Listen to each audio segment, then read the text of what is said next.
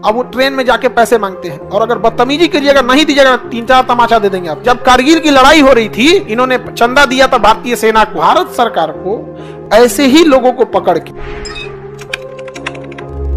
देखो बाबू,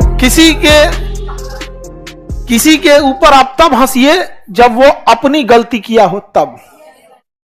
अगर प्रकृति ने उसे वैसे बना के दिया है तो कभी उस पर नहीं हंसना चाहिए, क्योंकि प्रकृति किसी के साथ कर सकता है खिलवाड़। तो आप लोग जो हंस दे रहे हैं, ये आपकी गलती नहीं है, जिस परवरिश समाज ही हंस देता है उन लोग के ऊपर। कोई नौकरी नहीं देगा उन लोगों को, अपने यहां कोई नौकरी देता है? सरकार तो मजबूरी में, सरकार का तो नियम है, वो तो नियम बना दीजिए। कौन प्राइवेट आदमी अपने यहां उनको नौकरी देगा?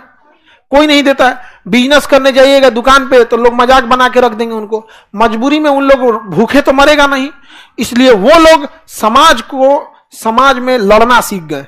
अब वो ट्रेन में जाके पैसे मांगते हैं, और अगर बदतमीजी करिएगा, नहीं दीजिएगा, 3-4 तमाचा दे देंगे आपको। कहेंगे ये तो नौकरी करने नहीं दिया, बिजनेस किए तो खिलवाड़ बना दिया यहाँ पे, अब आओ यहाँ पे। या किसी के यहाँ बच्चा चाहता है, जन्म लेता है, तो आप आते हैं लोग, खुशी से लोग दान देते हैं यहाँ पर। उनका जीवन कितना टफ हो गया कि नहीं हो गया यहाँ पे? भारत सरकार को ऐसे ही लोगों को पकड़ के 100-200 का ग्रुप बना के एक पूरी फौज बनानी चाहिए। और जो पुरुष दहेज ले बियाह करने, नियम बना दो कि 1 महीना इसके घर के सामने डेरा डाल के सरापे सब बोले, सब बकलवा दहेज लिया रे, अरे हम लोग से मांग लेता, हम लोग कमा के खिया देते। अरे करम फोरवा, तोरा पास पैसा नहीं है रे, नहीं समझ में आया? 1 महीना में नाश देगा सब आदमी, दहेज का सामान वापस देगा। और जबले वापस ना दे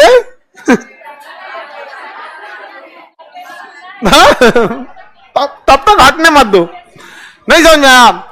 वो समाज में बदलाव ला देंगे लोग। यहाँ पे किसी से नहीं डरते हैं, पुलिस भाग जाती है उन लोग से। और उन पे कानून बड़ी सख्ती से लगता है ना, समझ में आ रहा है कि नहीं आ रहा है? बहुत टफ कानून लगता है उन लोग के ऊपर यहाँ।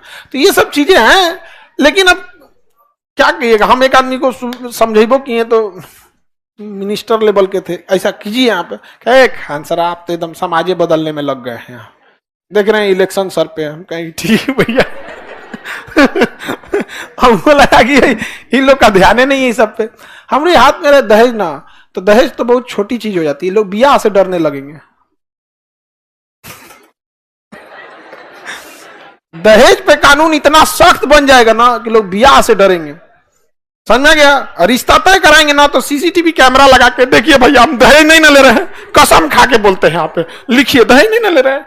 इतना टफ कानून बन जाए ना कि लोग, संविधान में इतनी ताकत है ना। तनी आप सुने होंगे कोई नेता को कुछ बोल दिया होगा, हमारा प्रधानमंत्री ऐसा, राष्ट्रपति, किसी की हिम्मत है जो सुप्रीम कोर्ट के जज को बोले? तो बोल के दिखाओ, अगले दिन अवमानना का केस करके सुप्रीम कोर्ट में बुलाएगा, यहाँ पे इनको जेल भेजिए, यहाँ पे, समझा क्या? बोल के दिखाइए। कानून में वो ताकत होनी चाहिए यहाँ में। कानून अगर सख्त नहीं है ना तो लोग खिलवाड़ बना देंगे उसको यहाँ पर। और जब वो पैसा बचेगा तो आप लोग के किस में खर्चा होगा? एजुकेशन में। जब एजुकेट हो जाएंगे आप लोग तो पक्का देश आगे बढ़ेगा। हम लोग अकेले बस का नहीं है, पुरुष के बस का नहीं है, मजबूरी है जो आप लोग का साथ चाहिए ताकि देश आगे बढ़ सके। यहाँ सबका साथ चाहिए यहाँ पे। और हम लोगों ने एक ट्रांसजेंडर को बिना किसी काम के ही बाहर कर दिया समाज के बाहर तो किए ही, अर्थव्यवस्था से भी बाहर कर दिया उन्होंने। जब कारगिल की लड़ाई हो रही थी तो ये जो ट्रेन में से पैसा मांगते हैं लोग ना, तालियां बजा बजा के, इन्होंने चंदा दिया था भारतीय सेना को। शर्म करने की जरूरत है हम लोगों की। मांग के खाने वाले लोगों ने चंदा दिया था कि हमारी सेना लड़ रही है। आप सोचिए कितना इन लोग के अंदर। लेकिन क्या कीजिएगा, समाज है। जब आप अभी क्या है ना कि आप लोग अपने लिए लड़ रहे हो कि कई नौकरी हो जाए, सेटल्ड हो जाए। एक समय आएगा आपकी नौकरी हो चुकी रहेगी, परिवार सेटल हो चुका रहेगा, तब आप एक बड़े पैमाने पे समाज को देखेंगे ना तो रोना आ जाएगा आपको इस समाज को देख के कि किस लिए हम जी रहे हैं।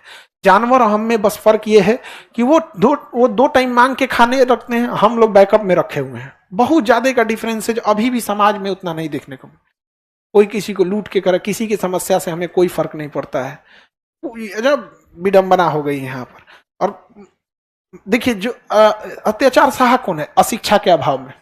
अशिक्षित शिक्षा थोड़ा सा भी आ जाएगा ना तो सम्मान मिलते हैं। एक कुत्ता है ना, कुत्ता अगर वो थोड़ा सा शिक्षित मतलब ही नहीं कि लिखना पढ़ना सीख जाए, उसको बोले बैठो, अगर बैठ गया, खड़े हो, खड़ा हो जाएगा, हाथ मिलाओ, हाथ मिला, उसका बहुत इज्जत होगा। थोड़ा सा इज्जत, वो शिक्षा नहीं है, वो शिक्षा की शुरुआत है। पहली शिक्षा यही तो होती है, दादा कहो, पापा कहो, मम्मी बोलो, प्रणाम कहो, पैर छुओ। छोटे बच्चों को ये नहीं सिखाया जाता। थोड़ा सा एक जानवर में भी अगर ये आ जाता है ना, तो चाहे वो भले सड़क छाप कुत्ता है, लेकिन लोग उसको रखेंगे, अरे बहुत अच्छा।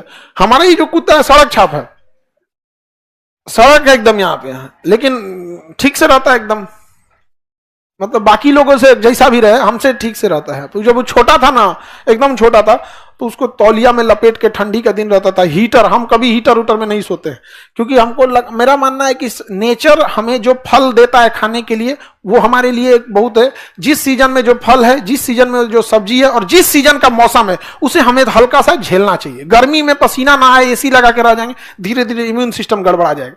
उसके लिए हम हीटर लाए थे, उसे जरा उसमें सुलाए थे, वो पहला दाग लिया जाके अपने को उसी में जाके जला लिया अपने आप को। अब तो सोचिए शिक्षा का कितना पावर है। आप सोच रहे हैं, सर्कस में उन्हीं जानवरों को रखा जाता है जो हल्के से शिक्षित हो जाते हैं, और जो दूर रहा, देखिएगा महिलाएं शिक्षा से रोका गया, पिछड़ी जाति के लोग, दलित समाज, आदिवासी समाज के लोगों को पढ़ने नहीं दिया गया, पीछे रह गए कि नहीं रह गए।